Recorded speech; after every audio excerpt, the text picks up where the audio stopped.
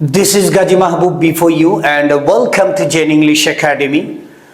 Today I will share with all of you in details about the shortcut technique of right form of verb by which we can understand where will we use the right form of verb.